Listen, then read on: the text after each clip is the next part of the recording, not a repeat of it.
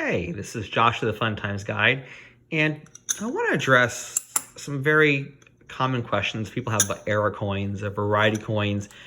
Um, at the Fun Times Guide, I get a lot of questions about weird-looking coins that people think are errors, and in some cases, they are errors. They're real, bona fide errors, and they're worth between, goodness, a few bucks to a few $1,000s based on the error in question and how drastic it is or whatever.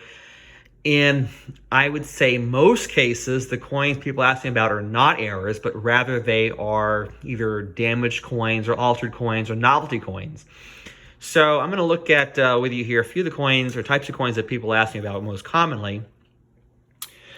I would say the coin that most people hope they have when they show me a coin that has doubling on it is the doubled die. This is a very popular type of mint variety that is made essentially when the hub, which creates the image on working dies, when the hub and the die meet twice at different angles, that'll generally create a doubling of the main image.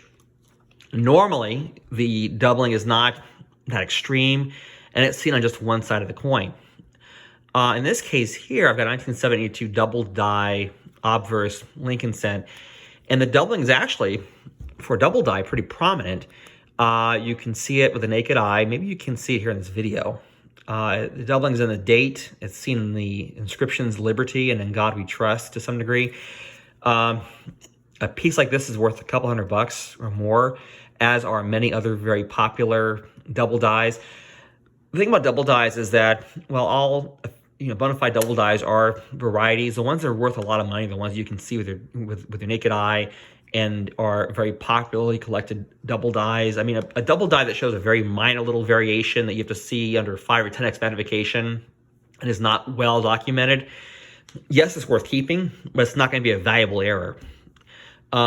More commonly, the doubling that I see on coins people asking about are actually what we call machine doubling or die deterioration coins. And those occur where the dies are aging and they either start slipping during striking or the coins shift during striking.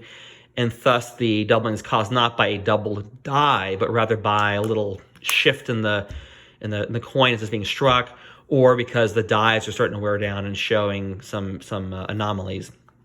So that's the double die for you. Now, about the coins that are not really errors or varieties. One of the most commonly encountered coins when it comes to things that are kind of unusual are the so-called plated coins. Coins that are regular, normal coins, but were plated by a different kind of a metal from somebody outside the mint. In this case here, I've got a 1976 Lincoln cent that was plated with gold. Now, a lot of folks who don't really know errors very well would see a coin like this and think, oh, is this a gold penny that the mint made? And if so, how rare is it? How much is it worth? Is it some kind of special presentation piece? No, unfortunately, it's not an off-metal error. Now, those are real, and there are off-metal errors that are very valuable. But 9 times out of 10, you come across, or even more scarcely, you come across a coin that appears to have the wrong metal. It's just a plated coin. A piece like this is worth basically 2 cents for its copper metal value and maybe a cent or so for the micron of gold that's on this coin. It's a novelty coin. It's not junk. I mean, some people would call this junk. It's not junk. No coin is junk. But this is not a coin that's an error. It's not a variety. It's just a really neat novelty coin. Something I would, which I've held aside, something I would say if you come across it, hold it aside. It's different. You don't see them very often, and they are neat coins, but they're not errors or varieties. Along the same vein are the so-called colorized coins. This is, again, a real, honest-to-goodness silver dollar, 1922 piece dollar.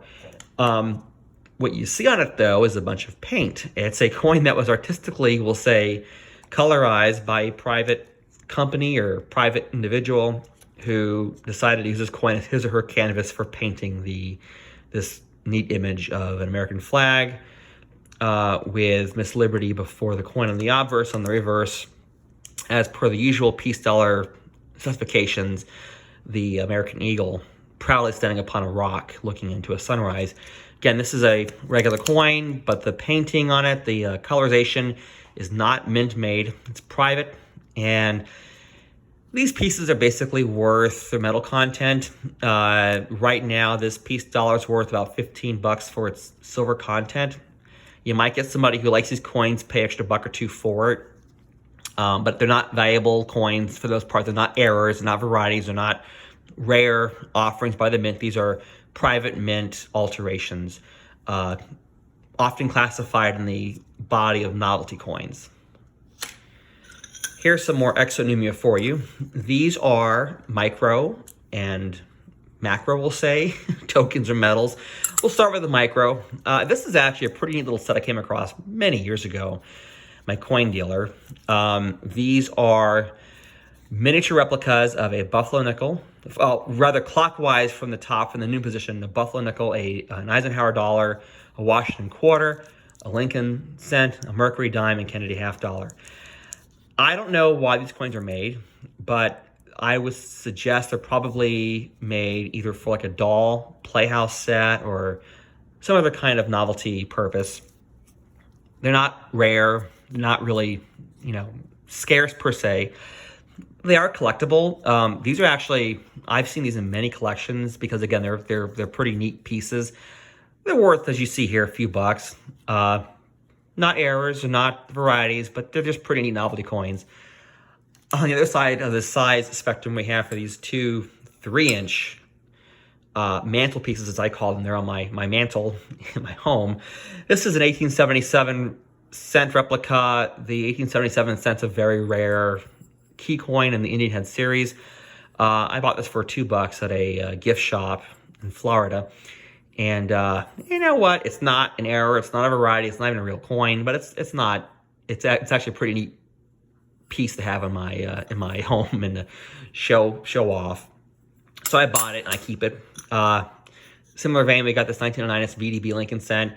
Again, the real McCoy's worth $1,000 or more. It's also, the real coin's also much smaller than this one here. This is a 3-inch replica again. Again, not an error, not a variety. It is, yes, the likeness of a rare date, but it's not a rare piece. So this is just a smattering of the kinds of coins and pieces I often am asked about at the Fun Times Guide. Not all are errors, not all varieties, not all even real coins. But they're all the kinds of things that many folks have and asking about. And I hope that this video has helped answer some questions about what you might have in your collection, perhaps those pieces are worth. And I wish you happy collecting.